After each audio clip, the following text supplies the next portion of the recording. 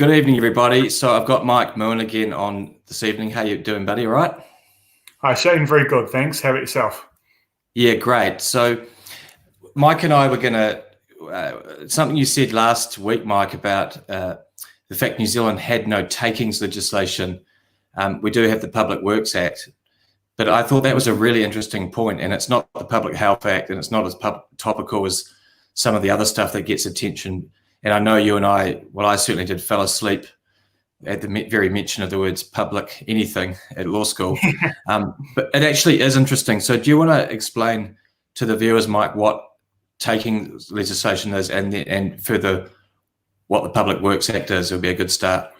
Yeah, sure. So probably a good place to start with is, this analysis that we get in law school, but that will be novel, I suppose, to people who aren't lawyers, of property as a bundle of rights, where, there's a whole lot of different rights you have in respect of property that are all valuable in and of themselves, and you can do different things with them. Like, obviously, when you rent a property to someone, you're handing over certain sticks in that bundle for consideration and retaining other ones. So takings law is really, it's very common in the US, and it's really an analysis that whenever the government uses regulation to alienate you from any of the rights that comprise your property rights, there should be compensation for that. Whereas in New Zealand, compensation only occurs under the Public Works Act, where the government actually makes you part with your land, or in limited circumstances where land they've acquired next to your land causes you some sort of loss or damage. But it's a much more confined thing, I think, is the key thing, Shane. It's not, it doesn't cover, for example, in the US, a lot of what occurs under the RMA would be compensable, because you've got various legislation that reduces the benefit that you'd ordinarily have from the free use of your land. Why do you think we don't have it? Is it because we are behind? Is it because we have a different leaning in terms of political philosophy? I think probably more the latter. Like, there's been an understanding of this for a long time. So, it's not like this is a thing that the US has recently developed that we're sort of catching up to. They've had it for a very long time. I think it's mainly because they kind of have that libertarian sort of frontiers, wild, wild west Texan kind of attitude where, you see the downside of that in all the COVID rioting over there, right? Like, they're very much about your property rights, about your individual liberties in a way that we're not anywhere near as fervent about. Yeah.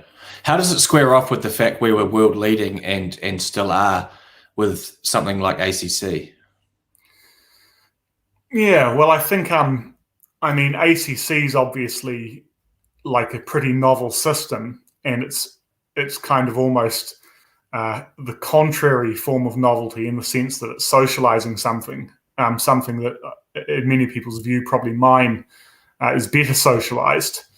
I think that this country would benefit a lot from having a more rigorous law, or any law to speak of, around takings. It would discipline the Parliament and executive against making decisions and legislation that often cause a lot of regulatory imposts, so a lot of cost to people, but without any substantial benefit. I have in mind, there'll be camps that really disagree with what I'm saying, but I have in mind things like some of the environmental legislation around water with farmers, for example. Some of it might be doing good work, but some of it's not clear exactly what benefit the country's seeing, and the cost of compliance is really meaningful. Could you just elaborate on that a little? That's a really interesting point. Can you elaborate on that a little bit further, maybe with an example? Yeah, well, to give a different example that's probably a little bit less kind of politically sensitive, if you look at the anti-money laundering laws.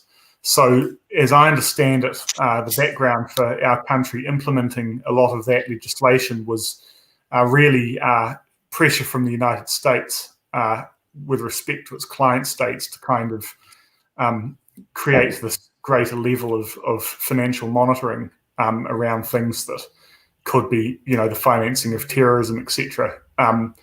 And, there's a lot of, some of that might be good, but there's a lot of compliance suddenly that businesses have to do. And, a really tangible example, a trust that I do some work with recently wanted to lease a commercial premises in Takapuna. And the agent that was, engaged to do that required all of this information from the trustees, all sorts of financial disclosure. And it was like, hey, come on, dude, you're just advertising a property. Like, that's all you're doing. You're no money's changing hands. Like, all you're doing is advertising something that someone might want to lease.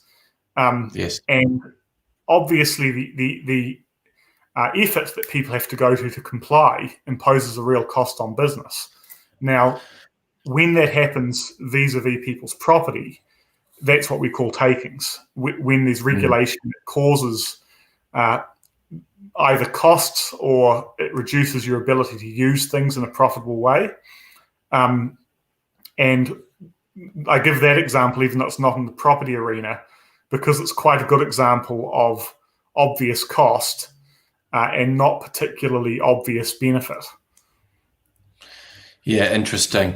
And the Public Works Act itself, there were amendments in 2017. There was another act, and off the top of my head, I can't remember the name of it, that actually gave a little bit more latitude or breadth of the discretion of the Crown to grant more relief in favour of homeowners, particularly those displaced of their family home. Mm-hmm. But I just was reading up on it a little bit before we came on tonight. I noticed that a part of the solatium payment to be given to a homeowner would be almost like a good behaviour bond if you complete the negotiation within 6 months of the negotiation beginning. In other words, if you're a good little boy or girl and you get on and do what we want, and that's I thought I had a little chuckle to myself at that. There's some really good stuff out there. A guy called Phil Shannon, who I assume he's still at Turner Hopkins, wrote the best article that I could find about this type of thing. And we've had some involvement with for our clients with some of these with types of files. But I always say to them, look, if you want to go out and if you think that there's if you think that there is enough money involved, and if you think that you're so far away from what the government's going to give you, and or you think there's a particularly egregious or serious breach of your rights, or if you just don't even think that there's a proper basis, for example, it must be a public work. And I've read some decisions before we came on tonight about whether, people lawyering up, and it's usually corporations going off to somewhere like Russell McVeigh, getting their heavy hitters to go and litigate as to whether or not a work was a public work and whether there was actually a proper basis to take over that land in the first place. It's a bit of that movie, The Castle, something along those lines.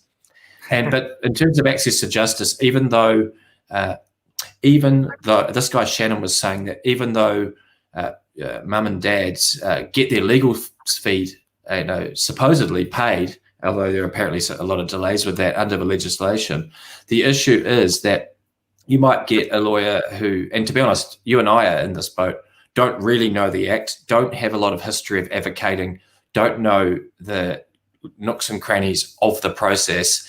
And therefore, so I've said to my clients recently who came to me about that, look, if you're sort of there or thereabouts, and it's only for a small section of land, if you're only there or thereabouts and you think you're pretty happy, and as long as you get what you want within that scope, then fine, we'll act for you and we'll get you that. If, however, there is any real gap or any perceived slight, you need to go off and get someone who actually knows the law really, really well, because And this guy Shannon was saying that it's a real issue because New Zealand population is growing, and the need for infrastructure is obviously increasing.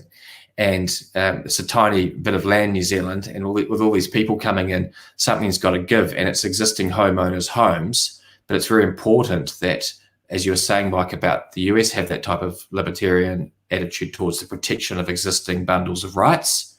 It's very important that under the Public Works Act, or in terms of any other, sorry, my series is turned on, under any other legislation that develops in the next wee while, that there is enough weight given to that due process.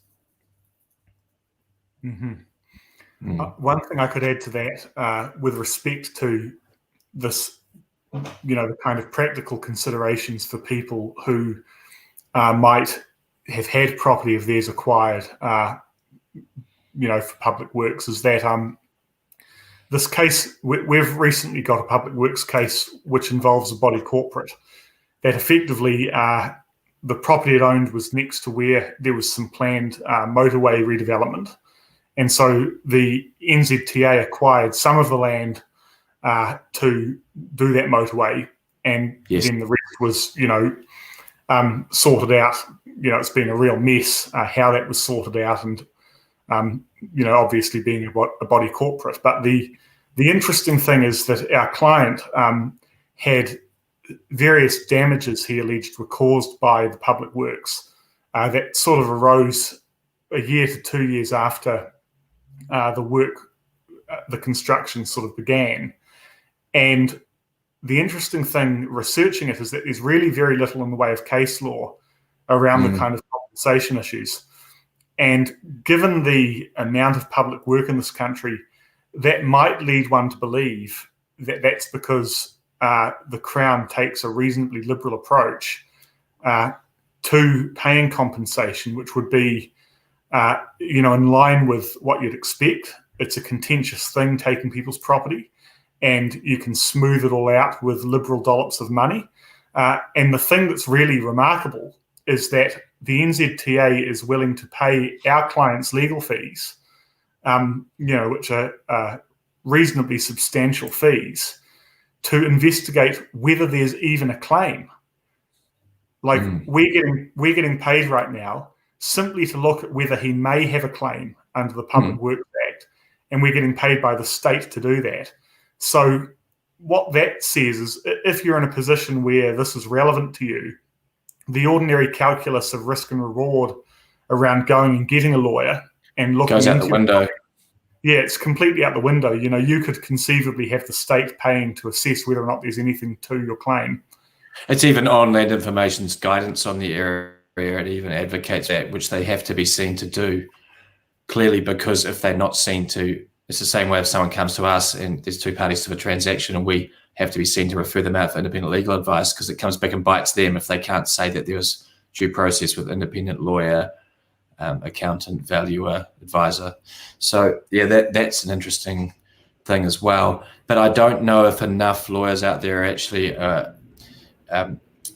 get off their ass, so to speak, particularly just us smaller practitioners, whether we actually want to learn up on the Act and then go out there to advocate, because it's not something that comes up often for the most amount of clients that law firms service, if that makes sense. It's not a high volume thing. So for a law firm to invest their time and energy in the area, unless you're in a bigger place that specializes in such an area, is probably not happening that often. And that's what this guy Shannon was actually saying, is that lawyers need to get across it more, because it's an important part of the system to advocate in that way.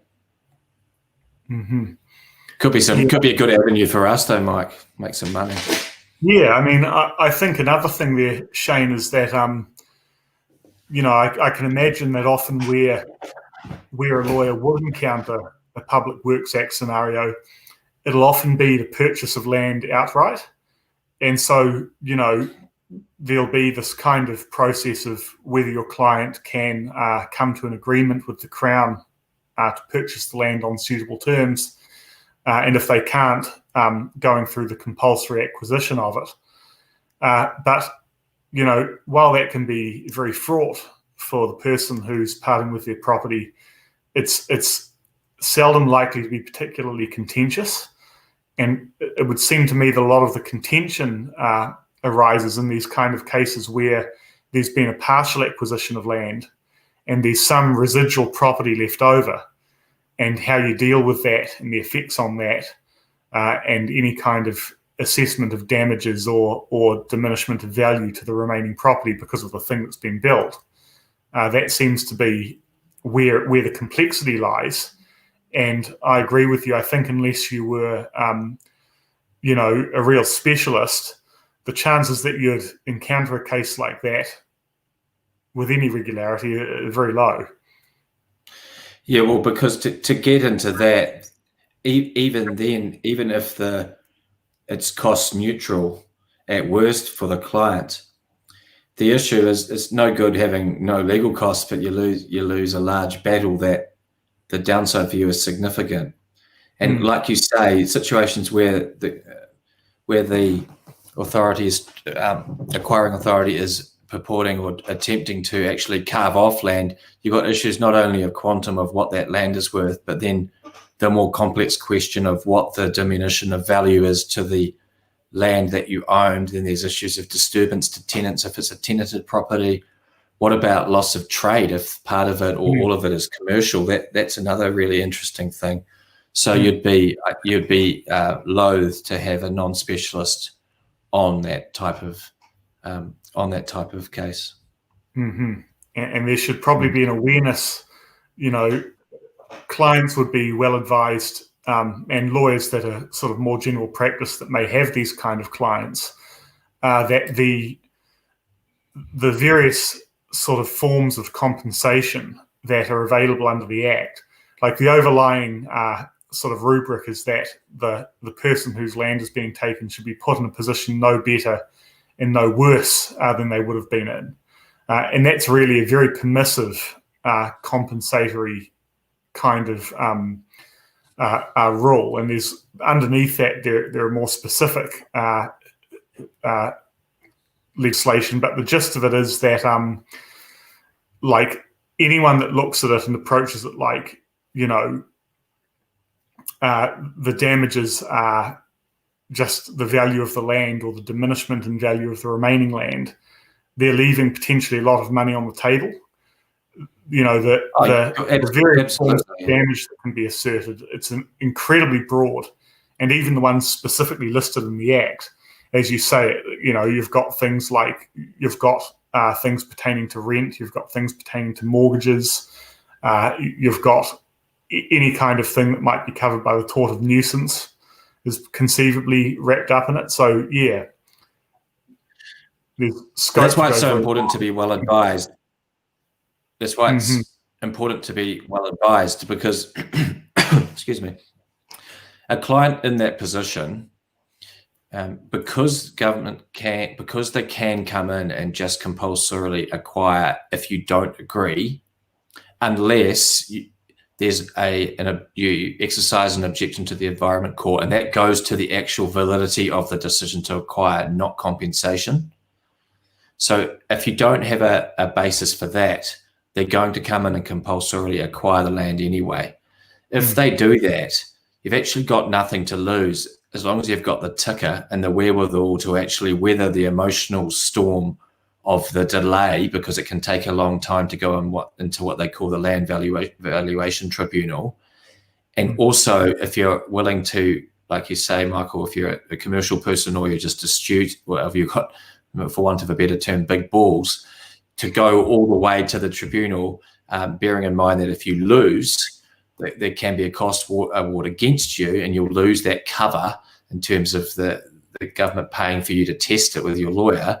But if you really feel on a principle basis, and you've got a real gun lawyer who's actually analysed the position for you and said, this is from the two valuations, this is a really, and even if there was a third appointed, a really, really long way short of what is fair, given some particularly anachronistic or hard to quantify aspect of what you've lost, you'd be well advised in that situation to go off and test it even with the delay. Because, for example, it might be the difference between getting $1 million in your pocket and 1.7 because of this anachronistic or unusual set of circumstances or single circumstance, which makes the difference in compensation night and day. If you're not willing to go through that process, that could really hamstring you.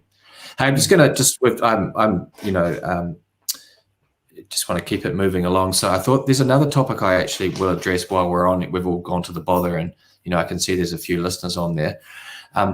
We've been dealing with, and as you do during any kind of recession or pre-recession or unusual set of circumstances like we're going through at the moment, we've been doing a bit of what I'd call politely pre-litigation or dabbling in small-time litigation, and pretty successfully, I have to say, and relatively small quantum type things. But what I'm seeing over and over again is the whole it's expensive to be cheap thing from construction companies, small-time construction companies, sole traders, what have you, not lining up contracts, but also not lining up the financial viability of a transaction, getting squeezed by their subbies and then the end client, ending up with no one to turn to, and then having people coming after them for legitimate bills.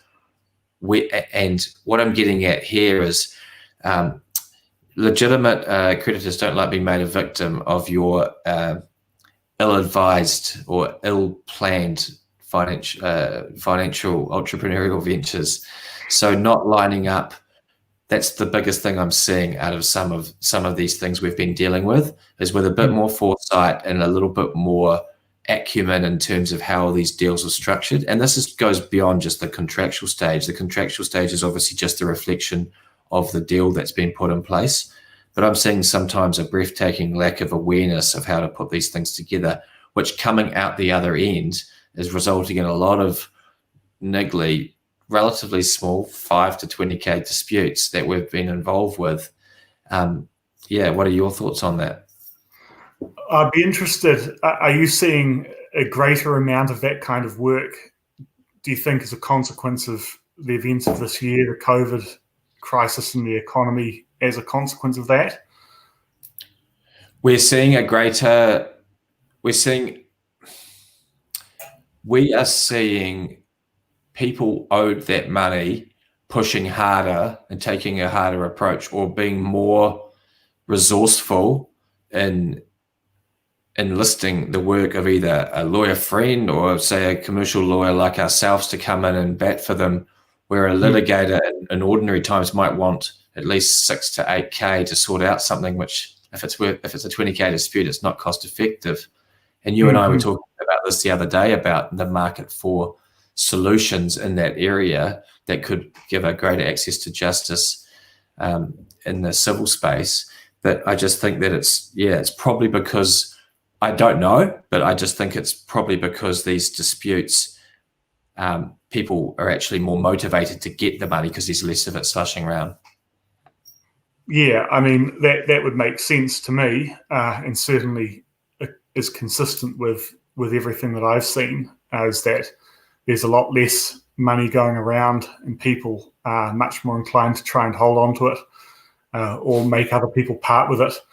I mean, obviously, it's a difficult situation to end up in the middle of something where you've got creditors who you owe money to, and you can't recover the value you thought you were going to recover from whatever venture you're engaged in. I don't really know, what to say to that, because I recognise that that's a reasonably difficult commercial wager sometimes in the best of times. And I don't know how the present economic circumstances are affecting that, whether they're making it harder for people to get that right.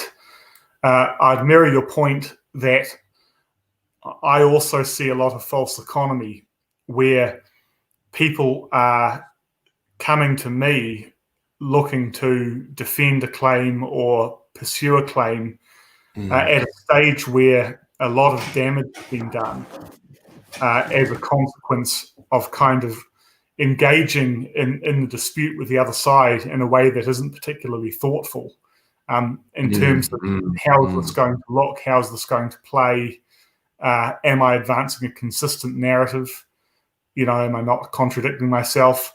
And I think, probably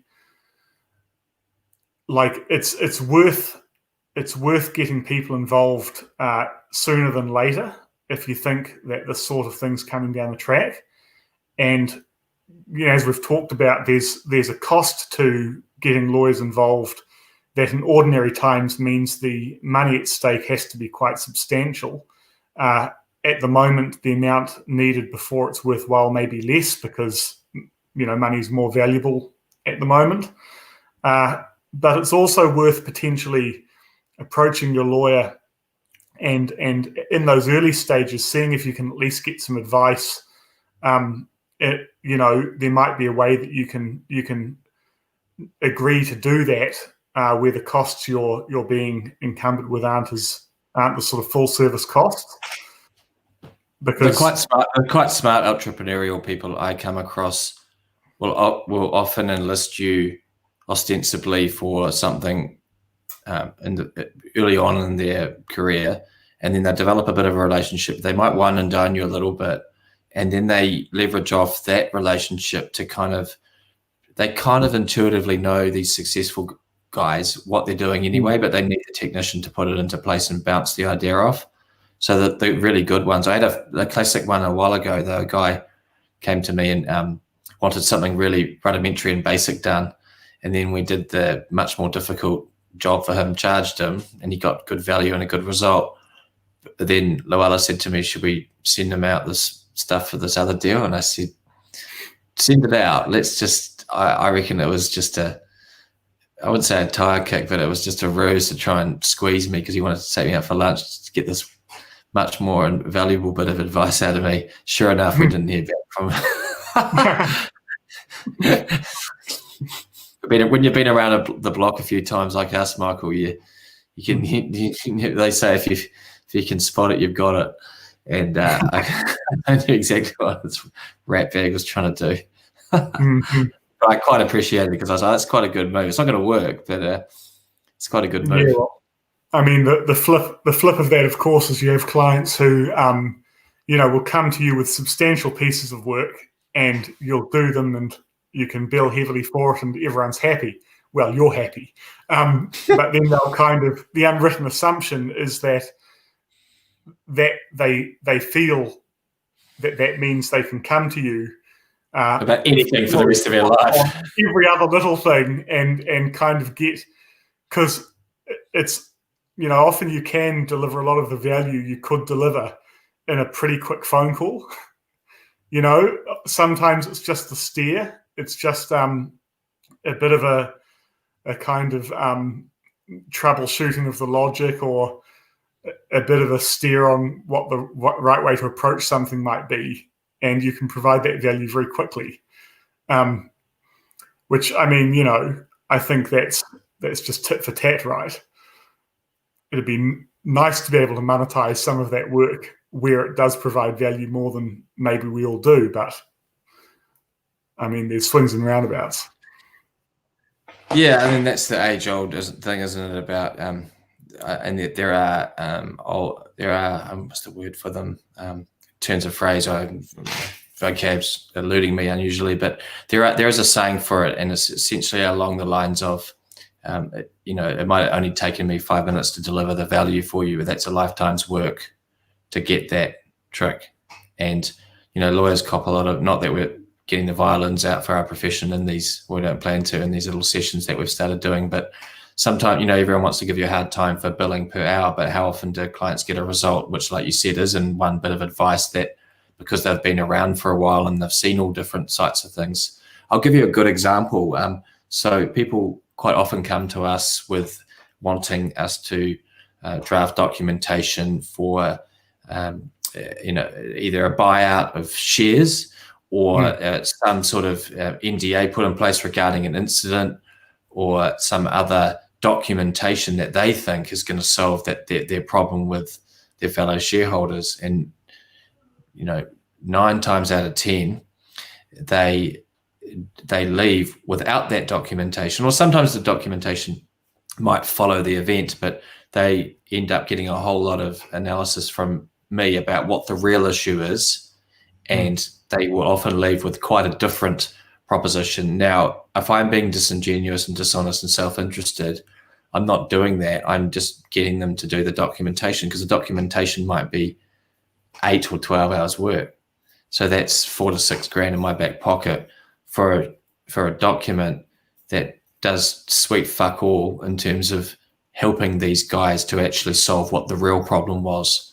Now, if it was one meeting for an hour and a half in my office, and then a few more phone calls because they go and talk to this person and figure that out, is that less valuable to them, or more? Is it more or less valuable to them than the ostensible reason they came to see me, which was the documentation? So yeah, when you've been around for a while, you just cop all this flack we get about billing and our rates and all that, because in the end of the day, as long as we have an integrity and we make the best decision we can for the client and give the best advice to further their efforts, in the end of the day, how could we do any better than that? Mm-hmm. Mm. Although, like you say, I think we should really resist the temptation to be too much of a sob story for the profession. No sob story here. Do you have anything more you want to add about any of the stuff we've talked about tonight? Maybe the Public Works Act. The only thing I think we didn't traverse, which is potentially interesting to people, is that there's quite a strict time limit on Public Works Act claims, 2 years after the proclamation or declaration of taking of land. And, often that's going to be of no real consequence, because, the Crown comes along, takes your property. You're going to be pretty quick, presumably, in doing something about that. You're going to be engaged in that process. But where there's some form of damage arising from the construction or the exercise of powers under the Public Works Act or other acts relating to public works, it may be that the thing that you're upset about might arise quite late into that 2-year period, and the window to actually do anything can be quite narrow. So that's the thing to bear in mind, is that if you miss that two-year deadline, which is a lot quicker than the usual statute of limitations, there are limited circumstances where it can be extended. But when does the 2 years run from? From the proclamation or declaration of taking of land, which is sort of a formal point at which that occurs, as I understand it, after any agreement's been struck, or if no agreement's been struck, after the land's been valued and acquired. It's sort of the point where the land's acquired. Yeah. But if the client's taken all these steps in terms of either objections in the EC or challenging the quantum of compensation in the land valuation tribunal, that bar wouldn't apply. Well, yeah, I think it can't, because if you're following that process, then every time Crown could just rest on their laurels and then say, well, 2 years is up. So it must run through that. Yeah, well, I it can't apply, I presume, to anything that's in train. No, but you're saying that if you're saying that an aggrieved owner only has 2 years from the date of the proclamation to do just the same that way that you do in court, like for example with a tightness issue. Everything has to be in motion by that date, and otherwise you're stopped out. Yeah, to revert to the case we're doing as an example. So this motorway has caused various forms of damage to occur to the adjacent commercial premises. Allegedly, our clients have the view that vibrations from all of the increased traffic and everything else have caused various structural damage, water ingress, etc. Now, there's a whole bunch of different issues around that, because there are exceptions to what is compensable, and a lot of them are around, like I think with roading issues, it can't be anything caused by the increased or different traffic, and some of these issues might be related to traffic flow.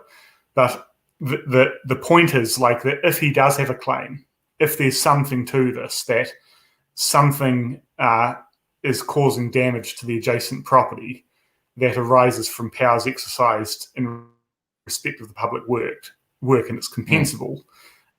Well, that, like, the actual acquisition of land happened, some years ago. So he's already in danger of being out of time or of having to find some other way to come at it.